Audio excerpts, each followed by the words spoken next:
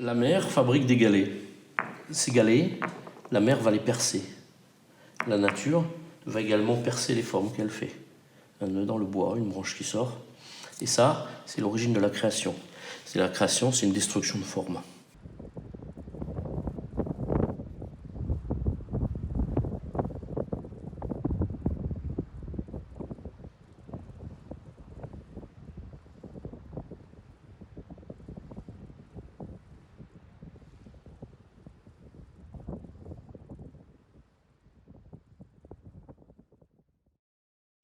Une fois que le galet va être percé, donc la forêt, la mer, est remplie de ces trous, quoi.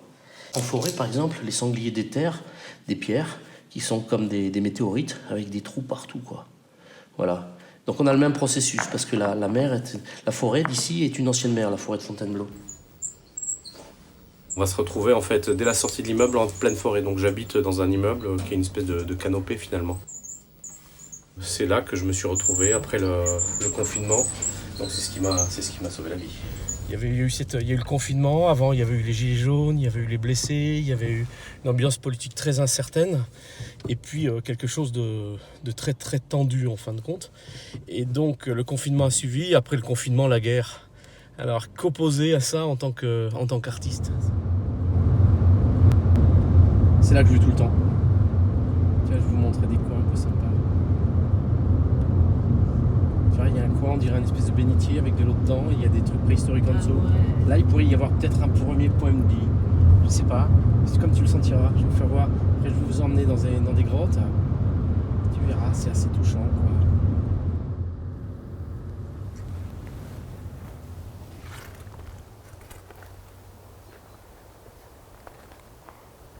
Suivre la main et le visage.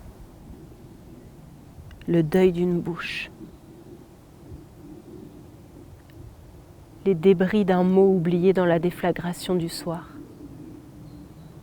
quand les jardins se couvrent de poussière et d'or, et que s'ouvre une fenêtre, lentement extraite de la nuit.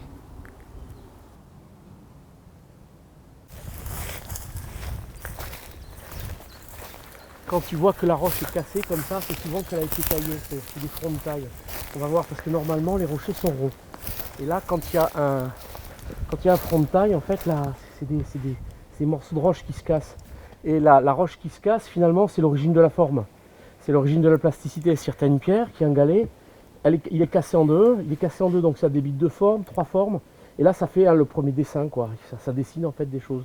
Et alors, ça va donner des plans de couleurs différents. Comme il y a des oxydes, comme il y a de la mousse, ça va colorer d'un côté, ça va tirer vers le rose, de l'autre ça va tirer vers le vert, ainsi de suite. Donc il y a tout un langage de couleurs.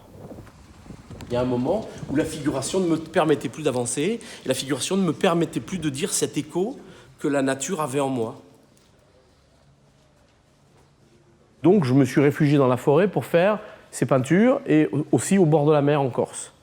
C'est pour ça que ces peintures, en fait, sont faites à partir de quelque chose qui pourrait être aquatique, qui sont des formes difficilement identifiables, mais qui viennent toutes de la nature. Toujours est-il qu'on va voir qu'il y a des endroits, des espaces qui sont des espaces plus lumineux, des espaces solaires, des espaces qui pourraient être des espaces du soir, des espaces qui pourraient être des espaces aquatiques ou célestes, le ciel, hein, vous voyez, on passe du ciel à l'air, enfin, vous voyez, quelque chose de très très très très élémentaire. Là, par exemple, c'était les débuts du confinement, il y avait une espèce d'entêtement du chant des oiseaux, comme ça, il y avait quelque chose, des pigeons qui venaient manger, vous voyez, et avec sur un espace de ciel immense, le ciel était redevenu bleu, il n'était plus gris, il n'était plus... voilà. Et donc, c'est des univers qui peuvent être des univers qui sont des macrocosmes, ou alors des microcosmes. On pourrait être là dans quelque chose de cosmique, dans une vue de la planète Terre, ou alors carrément dans la forêt, dans une flaque d'eau, on ne sait pas bien. Là, on est dans un espace qui est un espace plutôt de ciel, céleste, et puis on passe dans l'organique, dans le cellulaire, voilà. Donc c'est ces jeux avec les échelles, c'est ces jeux avec les couleurs, c'est ces jeux avec la profondeur de la toile, c'est ces jeux avec des pareidolis, c'est-à-dire une forme qui devient une autre forme, comme on a ici dans la forêt de Fontainebleau. Dans la forêt de Fontainebleau, on a des rochers qui pourraient être des nuages posés sur le sol, et un nuage peut devenir un lapin, un visage, un dragon. De même, un rocher évoque plusieurs formes. On voit bien comment les mousses, comment la couleur vient jouer avec la forme de la roche qui a été évidemment taillée, vidée, enfin en fonction de sa structure propre. Hein. Et donc ça va faire tout un jeu avec des roses, des bleus, des verts. On voit bien comment Cézanne, avant d'arriver à la Sainte-Victoire, avait déjà l'idée que le rocher, c'était pas du gris, mais c'était de la couleur, quoi. Et qu'il suffisait de pousser un peu la couleur pour faire danser, pour faire vivre en fait, pour faire vivre la forme. Et Cézanne dit quand la couleur était à sa plénitude, quand la couleur était son maximum, à sa puissance, la forme est à sa plénitude. C'est-à-dire c'est la couleur qui va remplacer la forme. Et ça, c'est la base de l'abstraction finalement. Que la couleur a le pouvoir de te parler, alors que la forme a le pouvoir de circonscrire une surface, la couleur a le pouvoir de te parler sans rien circonscrire, c'est-à-dire en laissant être les choses. La fin du jour t'accompagne jusqu'au bord d'un rêve. Là où forme et couleur s'élancent et s'enfoncent dans un sol brutal.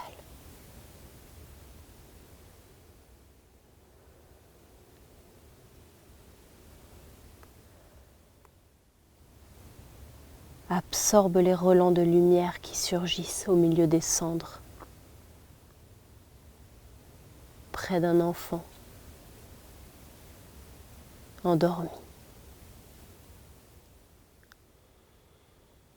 La couleur, quelque part, vous dit toujours quelque chose. Un bleu vous rappelle toujours quelque chose, un souvenir vous amène toujours dans un univers qui relève de votre histoire personnelle, mais qui vous parle, Comment dire cette résonance? Alors, il est évident que par la représentation, cette résonance, elle est impossible à dire.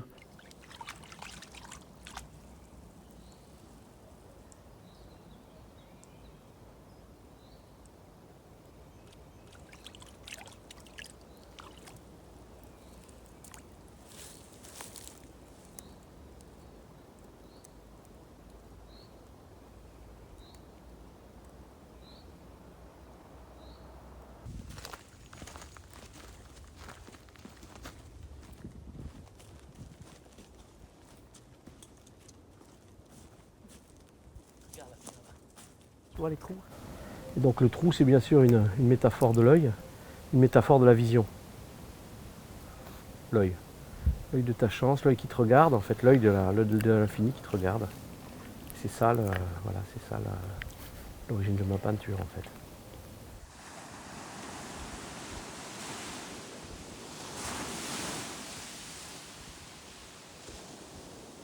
Ça pourrait être l'œil de la forêt, hein.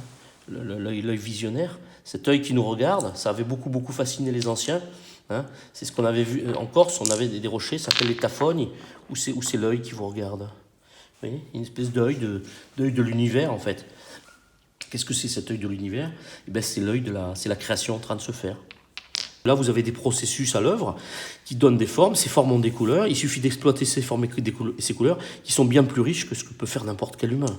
Hein, qui sont bien plus riches que ce que peut fabriquer n'importe quel cerveau humain, puisque notre cerveau, c'est jamais que de la matière un peu consciente, quoi. Donc je vais reprendre tout ce processus de formation des formes. Là vont naître des lumières. Et donc, ce qui fait qu'il y a effectivement une génération de la forme, mais aussi une génération de la lumière dans cette génération de la forme. Comme dans les peintures de Cézanne, vous allez avoir une espèce de papillotement de la lumière, qui est le papillotement qu'on va retrouver sur les rochers, en fait. Hein. Voilà. Et c'est les pierres, c'est les pierres que la mer fabrique. C'est le travail de la mer, tout ça, quoi. J'extrais des formes, en fait, ces chemins dans la couleur. Et en fait, avec ça, vous voyez, le processus du trou qui va permettre de... Vous voyez, qui va permettre, on est dans quelque chose qui va permettre de générer en fait toutes sortes de peintures à partir de ça.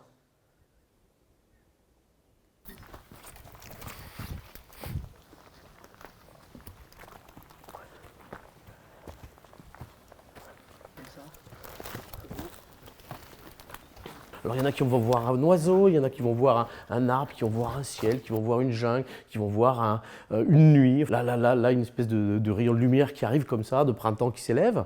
Et bien, cette déclosion, c'est quoi? C'est la création en train de se faire. Et s'il y a une création qui est en train de se faire, nous-mêmes, ça veut dire que nous ne sommes pas livrés qu'à la mort, mais à cette création en train de se faire au moment où nous sommes là. Ce n'est pas quelque chose qui a eu lieu avant. Ce que nous montre le processus de la nature, c'est que la création n'a pas eu lieu au début du monde, elle n'est pas liée à la fin du monde, mais elle est là devant nous. En fait, il y a eu un début du monde devant nous en permanence.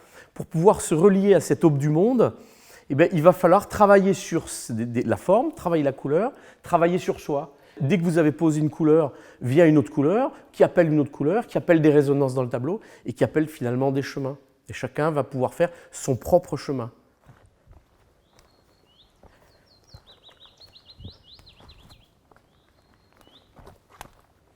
Voilà. Là, on arrive dans la carrière proprement dite.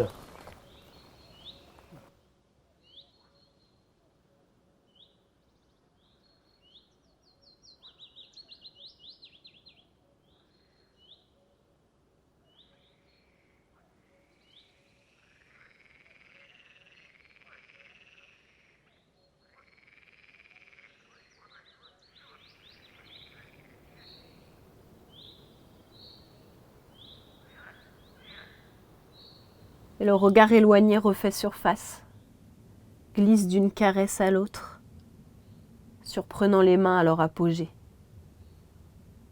Comme une éclosion retient un dernier trait de lumière, traverse le froid et arrête le début d'un geste.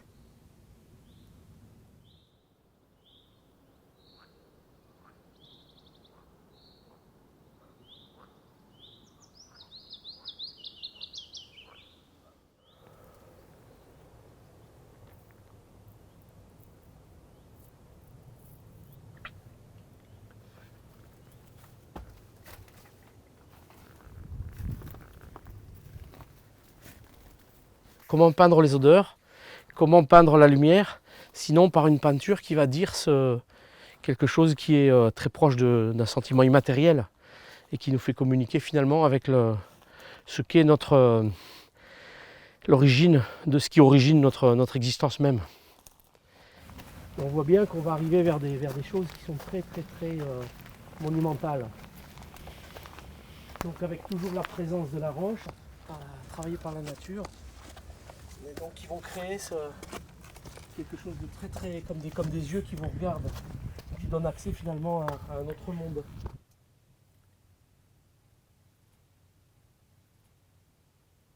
Un glacis de ciel s'ouvre parmi les nuages, offrant aux oiseaux un abri de brume, aux arbres l'émerveillement d'un soleil qui surprend l'horizon, aiguisant une faille aux extrémités du temps.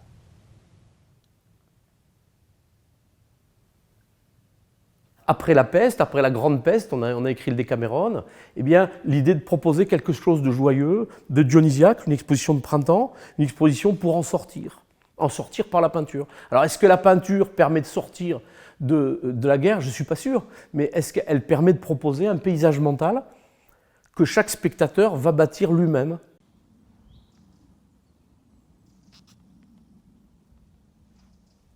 Dans ce tableau, on a un univers en miniature, c'est qu'on voit bien qu'il est sphérisé, c'est un œil, c'est quelque chose. Mais on voit bien que c'est une espèce de planète où il se passe plein de choses. C'est-à-dire que là, on est dans un univers plutôt dans un univers de forêt.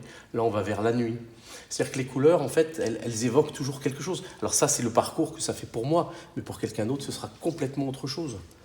Là, moi, ça m'évoquerait plutôt la Méditerranée, vers midi. Hein.